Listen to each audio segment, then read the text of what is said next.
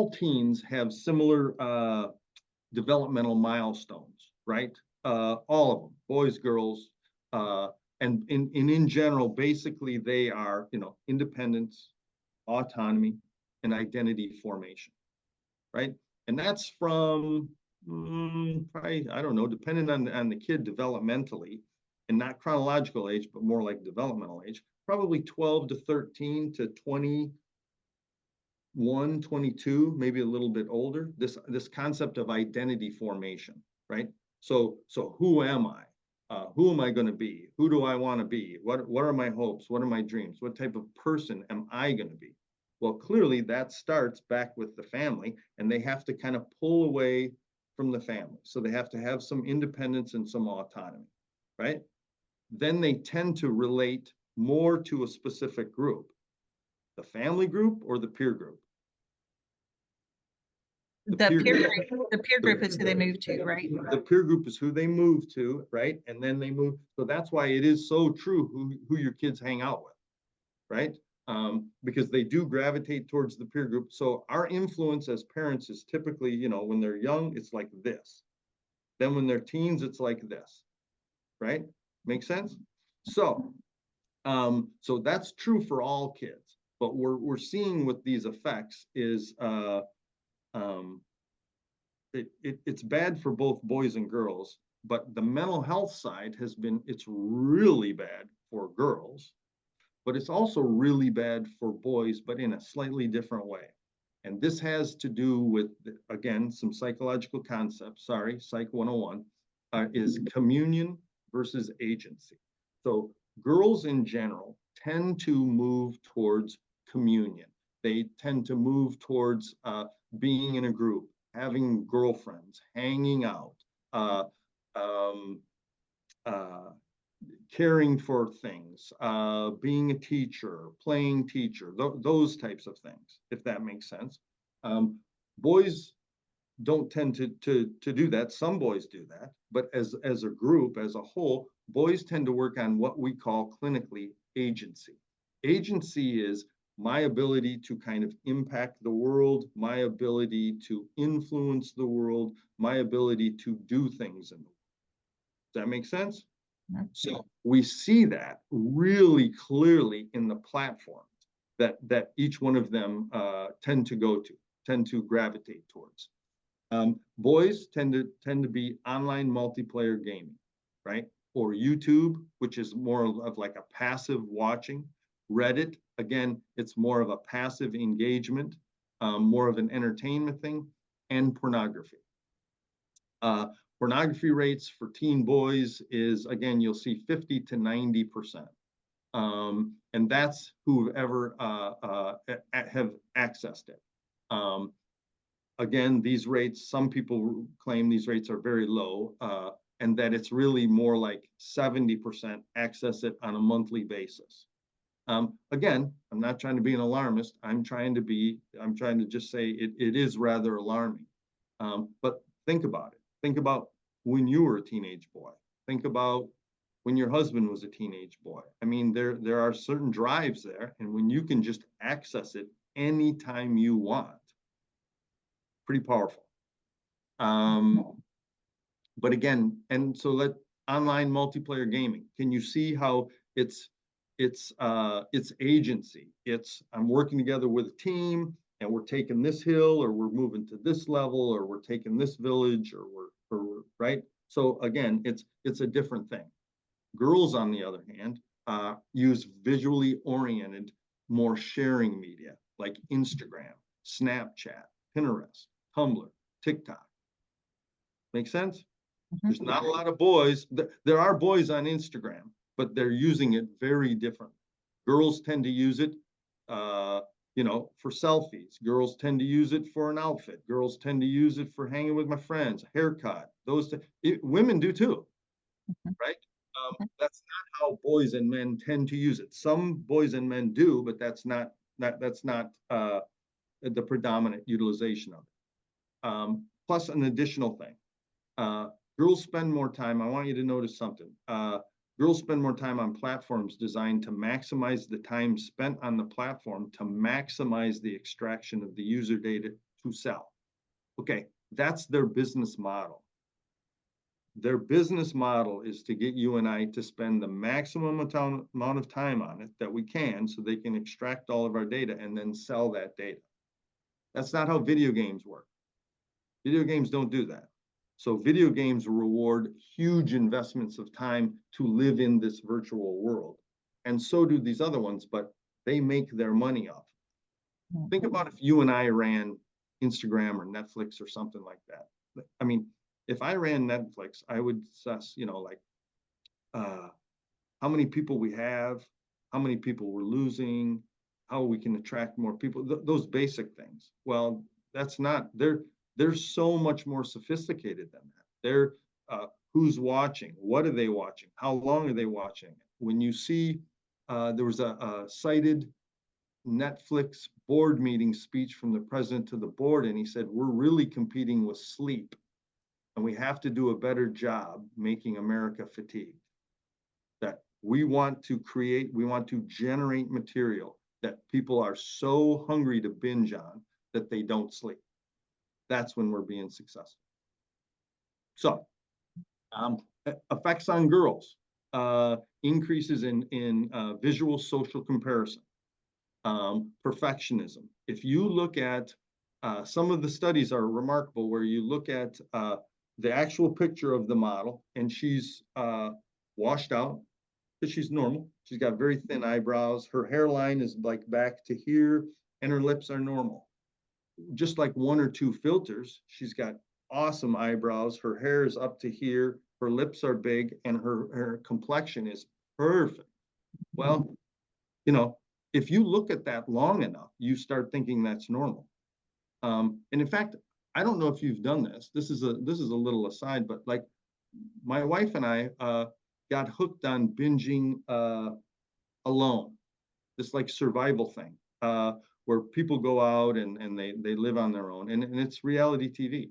And so almost every time beforehand, we'll say, this is reality TV. This is scripted. This is not real. Within 10 minutes of within 2 minutes of watching, my brain is like, wow, this is real. This is incredible. So we're tricked into this effect that this is what's being presented is real. It's real life. So if you look at, so then that ties into cyberbullying and relational aggression. If women are communal, that means they're in relationship. Well, that leads to relational aggression, and that's what cyberbullying is. So it's a perfect storm for women. Men, because we're not, or because boys aren't on that, and they're not doing that. They're not sharing pictures of themselves with a haircut or a dress or something like that, which doesn't, so they're not opening themselves up to criticism, critique. Emotional sharing and vulnerability, as we've already talked about. Algorithms and things like that, it starts rewarding emotional sharing and being more and more and more and more vulnerable. So if I could see y'all, I would get a better response. But have you heard the one about the middle-aged woman who has 10 fake Instagram accounts because she's trying to groom teenage boys? No, I heard about that. Yeah, because it doesn't exist. So it's dudes. So this rate of 40% of girls report being actively preyed upon by someone they knew who was misrepresenting themselves. Talk to your daughters about that. It's really pretty common. So because back in my day, Sorry. Pedophiles were at the playground. Well, a 50-year-old dude couldn't come off as a 14-year-old girl, right? Or whatever. But online, people can and do. Sexting, which is just a sad statistic. I think 30% report. So again, when your life has moved online and you're taking all these selfies and you're doing these pictures, and then boys, are are often motivated, as they've always been, to get girls to go one step further or one step further. The problem is that if I mean, what do you think the percentage of teenage boys are who, once they get a picture, an inappropriate picture from a girl, who then don't share that? So then it just cycles right back into cyberbullying. Mhm. Um, and rates of objectification. Women objectification is something that's been studied for decades. Probably starting in the 50s, for sure late 50s, early 60s. And this is the concept that women didn't want to be perceived as just being an object. They wanted to be perceived as being a human, as being a person, as being, having agency in their life. And the rates of that were definitely dropping, especially the 70s, late 70s and 80s and 90s. The problem is with this social media use, it's been all wiped out, because that's what's happened, because women are drawn to visual media. So enough on that. Boys. It's increased to facilitated decreases in real world activities, increases in isolated engagement online. So, used to be sent to your room for punishment. Now that's where teens spend a lot of their time, and they're sitting in there, they're just entertaining themselves. They're watching YouTube videos, they're doing this, they're doing this. So they're investing, hundreds of hours in isolated entertainment. So it's fun, but I'm not sure that it's doing anything positive or healthy for them. Actually, Scott, just as a quick aside, just to make your point, it was funny, but it was also true. I saw a little TikTok the other day where the kids, it's like a 12-year-old boy outside the house talking through the window, and he's like, "Dad, I'm sorry, let me in," and he's like, "This is your punishment." "Well, I thought I would get sent to my room." "No, that's where you want to go. You got to be outside, go do something." And that was the punishment. And I'm like, that is so true.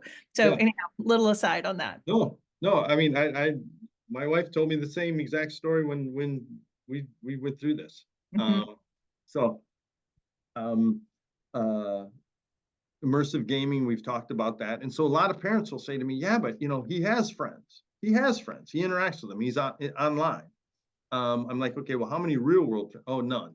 "Okay, so he's got no like real world friends, but he's got these friends in virtual world, and they get together and they do, uh, uh, Grand Theft Auto, they do whatever, for hours per day." But so that's his socialization. And I'm like, "Okay, but is that the same socialization as hanging out with people?" Because we have this thing called failure to launch, which is a relatively new term. It's maybe a decade or two old, but failure to launch really has become primarily a male phenomenon, and it's very much associated with boys who are spending an inordinate amount of time online, typically online gaming, and on pornography, but their parents don't know they're on pornography. But that's where they're investing their time.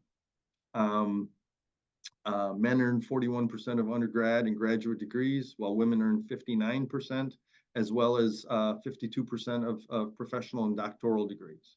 So again, this is impacting women's mental health for sure, but they seem to be also doing okay in terms of educational attainment. Increased use of pornography, increased rates of anxiety, depression, divorce, desire for violent and aggressive sex, and decreased rates of sex life satisfaction. And the genesis of incel. So if you've ever heard of incel, it's involuntarily celibate. It gets a lot of press whenever there's a shooting, because if it's a young man, a lot of times they talk about them being an incel. And again, they're people who are investing all their life online. So they're exposed to the most extreme of the extreme media. And they've spent years doing this, so they don't know how to have a relationship. They don't know how to meet people. They don't know how to get out of their comfort zone. They're not resilient. They're very fragile. They certainly don't know how to talk with women of the or with people of the opposite gender. So all of these issues that have been around forever, right? Remember a school dance? Remember the dynamics of a school dance from like middle school to junior high to high school. I mean, those were developmental differences, right? At the first end, everybody danced. There was boys dance with boys or groups of boys, and girls dance with groups of girls, and everybody danced. If you wanted to dance, you danced. And then it became more bifurcated where boys were here, girls were here, boys had to ask girls, or maybe some girls would ask boys. I mean, that was great, right? Mhm. But it was so, right? So again, there was maturation, there was learning. So that's broad-based gender differences.